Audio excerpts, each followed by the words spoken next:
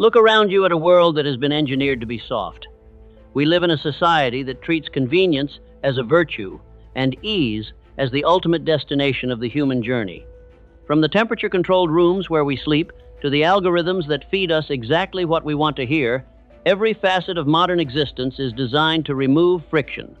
We have become a species that worships at the altar of the comfortable, believing that the reduction of struggle is the definition of progress. But there is a biological and spiritual price for this luxury that no one wants to talk about. The truth is far more brutal and far more urgent than the marketing suggests.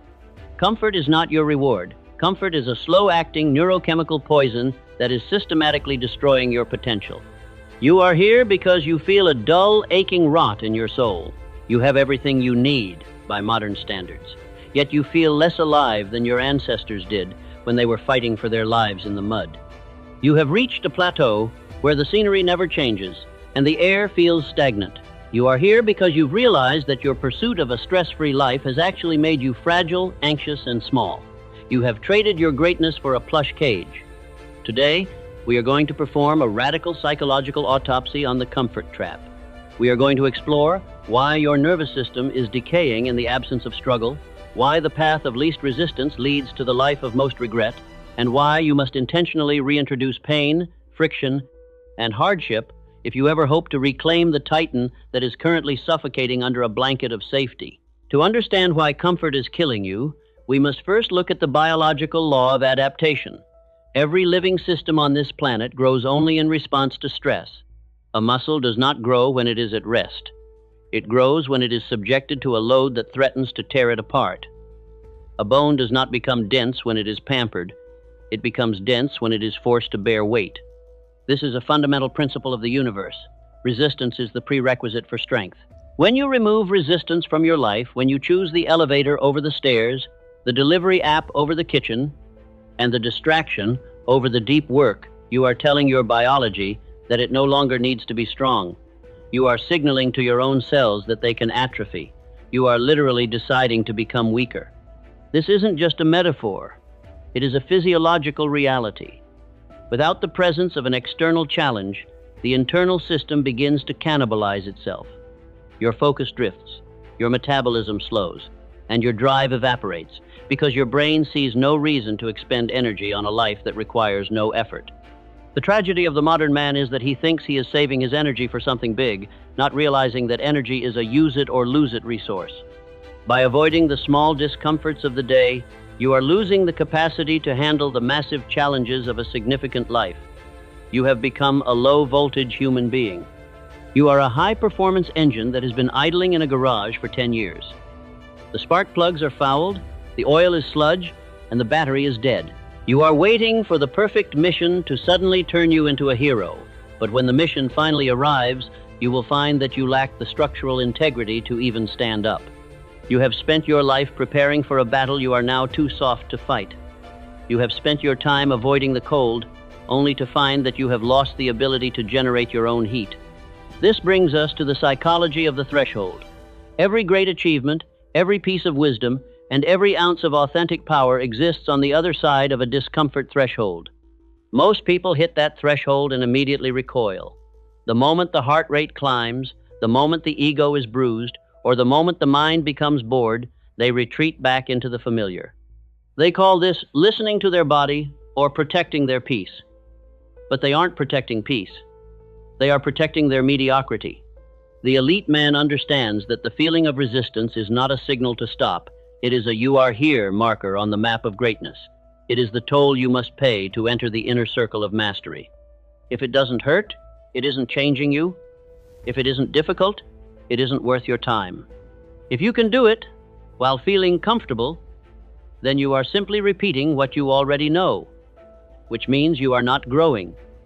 You are merely existing in a state of repetition. We must confront the myth of the finished life.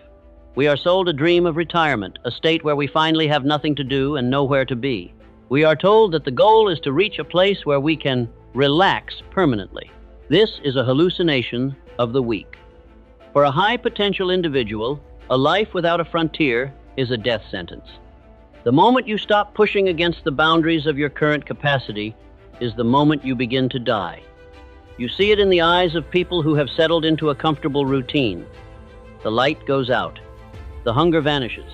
They become functioning ghosts. They are physically present, but their spirit has been sedated by the recurring cycle of the known. They have traded the terrifying beauty of the unknown for the boring safety of the familiar. They have chosen a slow death over a vibrant life, because the vibrant life required them to be uncomfortable. The comfort trap works through the mechanism of incremental softening. It doesn't happen all at once. You don't wake up one day and decide to be a failure. You simply make a series of small, comfortable choices. You hit the snooze button once, you skip the workout because you're busy. You choose the easy entertainment over the difficult book. Each choice is a micro-betrayal of your potential. Each choice makes the next easy choice slightly easier. Over time, these choices accumulate like silt in a river until the current of your life slows to a crawl and eventually stops. You become a victim of the average. You look around and see that everyone else is doing the same thing, so you tell yourself it's okay. But the average man is broke, unhealthy, and unfulfilled. Why are you using a failing majority as your benchmark for success? The average man seeks comfort because he is afraid of his own power. You seek comfort because you have forgotten yours. To reclaim your power, you must adopt the philosophy of voluntary hardship. You must realize that because the world is no longer forcing you to be strong, you must force yourself. You must become your own tyrant. You must intentionally seek out the things that make you flinch. This is not about being a masochist. It is about being a strategist. You are stress testing your soul. You are building biological and mental reserves so that when the world inevitably breaks, when the economy crashes, when a loved one dies, or when a crisis strikes, you are the only one left standing. You are the one who didn't spend his years in a recliner. You are the one who spent his years in the cold, in the dark, and under the iron. You have preconditioned yourself for victory by refusing to accept the bribe of ease. You have earned the right to be confident because you have survived the trials you set for yourself. Consider the physics of the soul. A soul that is never tested is like a sword that is never tempered. A sword is just a piece of iron until it is thrust into the white-hot heat of the forge and then hammered relentlessly into a shape. The heat is the struggle. The hammer is the discipline. The anvil is the reality of the world. Without the heat and the hammer, you are just raw material, useless and blunt. Most people are untempered iron. They look like swords. They talk like swords. But the moment they hit something hard, they bend. They lack the molecular density of a finisher. You must fall in love with the forge. You must crave the heat. You must understand that the hammering you feel today is the only thing that will make you sharp tomorrow. Every time you do something you hate, you are hammering the blade.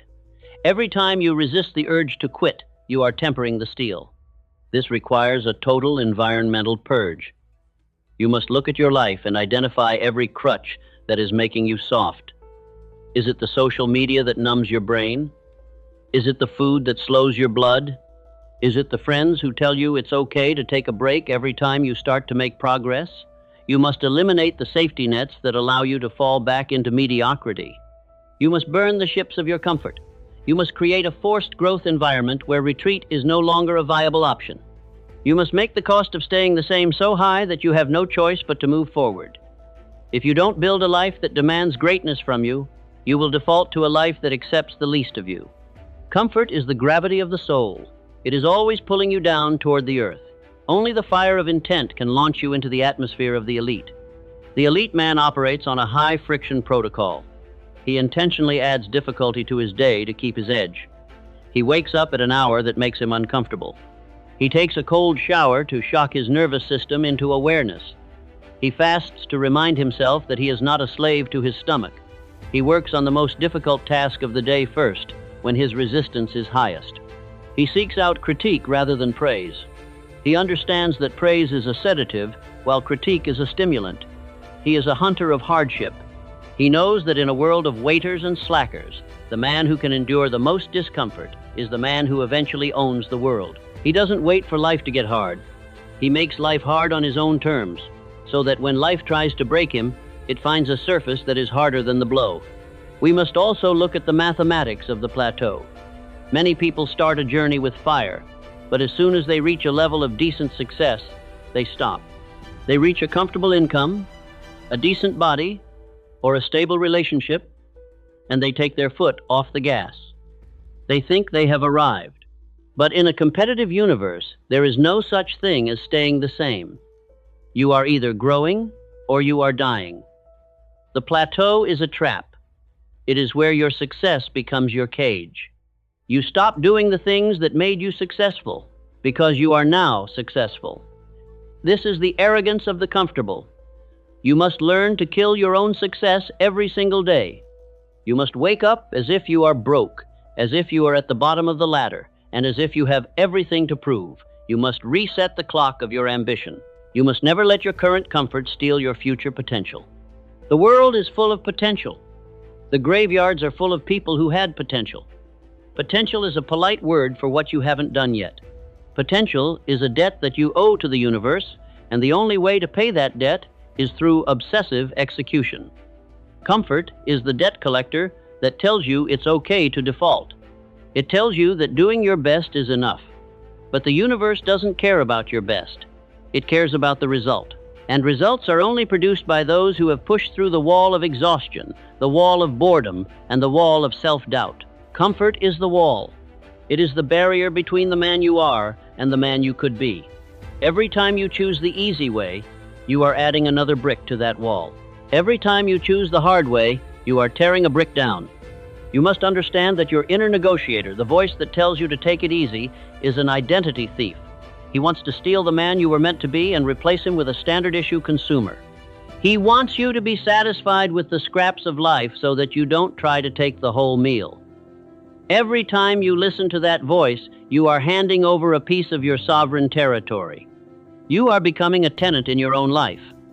To get your life back, you must declare total war on the negotiator. You must move into a state of non-negotiable sovereignty. When you set a command, the discussion is over. The feeling is irrelevant. The circumstance is a ghost. The only reality is the command. You must learn to treat your own weakness with a cold, detached indifference. You don't argue with a child, you lead him. You don't argue with your weakness, you command it. To develop this non-negotiable will, you must follow the system of progressive hardship.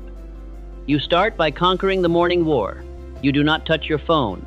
You do not hit the snooze. You do not look for comfort. You move directly into the fire. You do the hardest thing first. You prepay for your day with sweat and focus. By 9 a.m., you should have already won more battles than the average man wins in a month. This builds a momentum of domination. It creates a psychological shield that makes you immune to the distractions and the softness of the world around you. When you have already faced the cold and the wait before breakfast, the trivial problems of the office or the internet cannot touch you. You have already tasted the iron. The sugar of the world no longer interests you. Then you must apply the law of the extra mile. When you finish a task, you do 5 minutes more. When you finish a set in the gym, you do 1 more rep. When you think you've reached your limit, you take 10 more steps. This is where the soul is forged. It isn't in the work you're supposed to do. It's in the work you choose to do after you're tired. It's the unrequired work that makes you uncommon. You are training your brain to recognize that its limit is actually just a suggestion. You are shattering the internal speed governor that has been keeping you safe and small. You are teaching your nervous system that you are the one in control, not the fatigue, not the boredom, and certainly not the comfort. This is the secret of the world's most powerful people. They have pushed the quit button so many times without it working that the button eventually just broke. You must also seek out a mastermind alliance of high-friction individuals. You cannot stay sharp if you are surrounded by people who are settling. If your friends are always talking about their vacations, their days off, and their relaxation, they will eventually pull you into their orbit of stagnation. You need to be around men who talk about their frontiers, their failures, and their fights. You need to be in an environment where taking it easy is viewed as a form of spiritual decay. You need to be around people who make you feel uncomfortable because of how hard they are working. That discomfort is the signal that you are in the right room. Iron sharpens iron, but only if both pieces are moving with velocity. If one piece is stationary, all it does is dull the other. Surround yourself with people who are moving so fast that you have to sprint just to keep up. Think about the cost of another 10 years of comfort. If you continue to choose the easy path, where will you be? You will be the same person you are today, only weaker, more fragile, and more full of regret. You will be a man who could have but didn't. You will be a man who watched his potential evaporate in the heat of a comfortable room. The pain of discipline is a temporary weight that you carry with pride. The pain of regret is a permanent burden that will crush you in the end. Choose your pain. One leads to the throne of a titan, the other leads to the gutter of the forgotten. There is no middle ground. There is no such thing as comfortable success. Success is a bloody, difficult, and exhausting process that requires you to give up your right to be comfortable. The world is changing. The safety nets are tearing. The artificial comfort of the modern era is a fragile bubble that is destined to burst. When it does, the only people who will survive and thrive are those who have built themselves in the cold. The only people who will lead are those who have mastered their own biology. The only people who will win are those who have embraced the grind while everyone else was looking for the shortcut. You must realize that your comfort is a luxury that you can no longer afford. It is a tax on your future. Every hour you spend in comfort is an hour you are stealing from the man you are meant to be. You were not born to be comfortable. You were not born to be safe. You were born to be an overcomer. You were born to take the raw materials of this universe and forge them into something magnificent. You were born to see how much weight you can carry, how much pressure you can withstand, and how much ground you can take. Every day you spend in the comfort zone is a day you are insulting your Creator and your ancestors who fought through hell just so you could exist. They didn't survive the wilderness, the plagues, and the wars so that you could sit on a couch and scroll through a screen. They survived so that you could be the ultimate expression of their bloodline. You are the tip of a spear that has been 10,000 years in the making. Stop acting like a dull blade. Look at your life again. Where are you being soft? Where are you negotiating? Where are you settling for good enough? Identify those areas and attack them with a ferocity that terrifies your old self. Turn off the heat. Wake up earlier. Work longer. Speak the truth even when your voice shakes. Do the thing you are afraid to do, specifically because you are afraid to do it. You must realize that fear is the compass pointing toward your freedom. On the other side of your fear is the man you were supposed to be. Comfort is the fog that hides the mountain. You must walk into the fog to find the peak. The era of the slacker is over. The era of the titan has begun. But the titan is not given his power.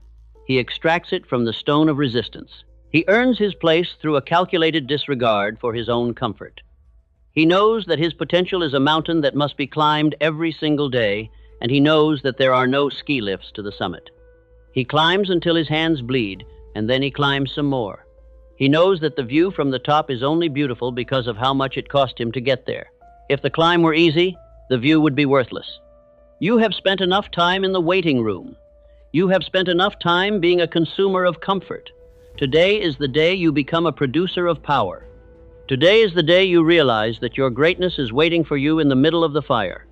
Stop looking for the easy path. The easy path is a trap. The easy path is a lie.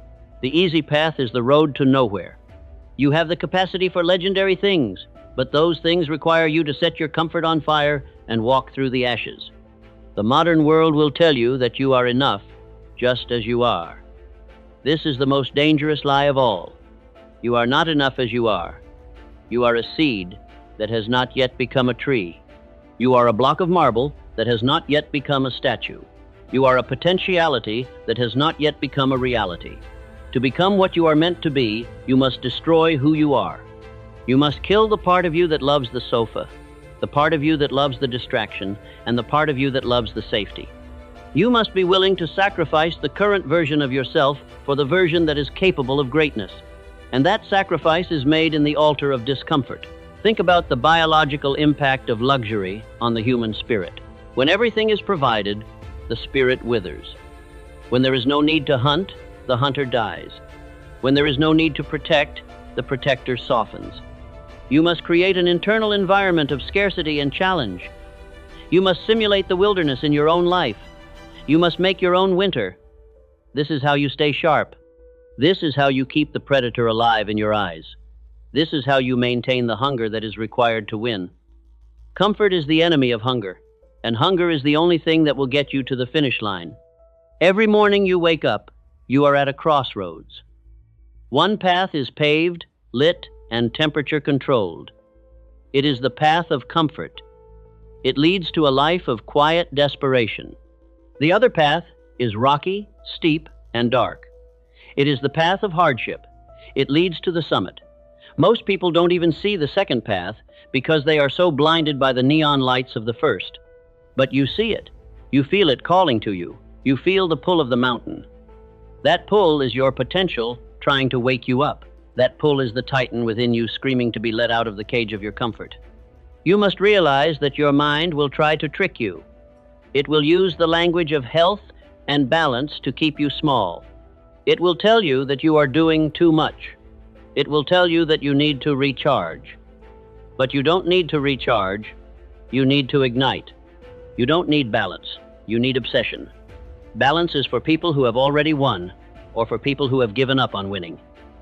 You are in the middle of the fight. You are in the middle of the build. This is not the time for balance. This is the time for total immersion in the difficult. This is the time to see what you are truly made of. The world does not need more comfortable people. The world is drowning in comfortable people. The world needs people who are dangerous to the status quo. The world needs people who have mastered themselves. The world needs people who have looked into the abyss of their own weakness and refused to blink. That mastery is only found in the struggle. It is only found when you are at the end of your rope and you decide to climb anyway. It is found in the early hours, the late nights, and the moments of absolute silence when it's just you and the resistance. The era of the slacker is over. The era of the titan has begun. But the titan is not given his power. He extracts it from the stone of resistance. He earns his place through a calculated disregard for his own comfort. He knows that his potential is a mountain that must be climbed every single day, and he knows that there are no ski lifts to the summit. He climbs until his hands bleed, and then he climbs some more. He knows that the view from the top is only beautiful because of how much it cost him to get there. Look at the clock. Look at your hands. Time is the only thing you are truly spending, and you are spending it on comfort. Stop. Stop the negotiation. Stop the hesitation. Step out of the warmth and into the cold. Pick up the weight. Do the work. Speak the truth. Live the life that you know you are capable of living. The only thing standing between you and the legendary version of yourself is the comfort you are unwilling to give up. Set it on fire today. Walk through the flames and see who comes out on the other side. Embrace the struggle. Fall in love with the friction. Seek out the cold. Demand more from yourself than anyone else would ever dare to ask. Realize that your potential is an infinite resource that can only be unlocked through the key of hardship. The doors of the comfort cage are open. You can walk out at any time. But you must be willing to leave the safety behind. You must be willing to face the wind and the rain. You must be willing to be exhausted and bored and broken.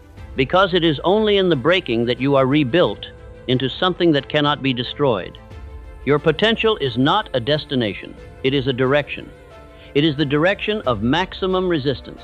If you are not feeling the wind in your face, you are not moving fast enough. If you are not feeling the burn in your lungs, you are not climbing high enough. Turn toward the storm. Move toward the difficulty. Make hard your new normal. And watch as the world that used to intimidate you begins to bow before your resolve.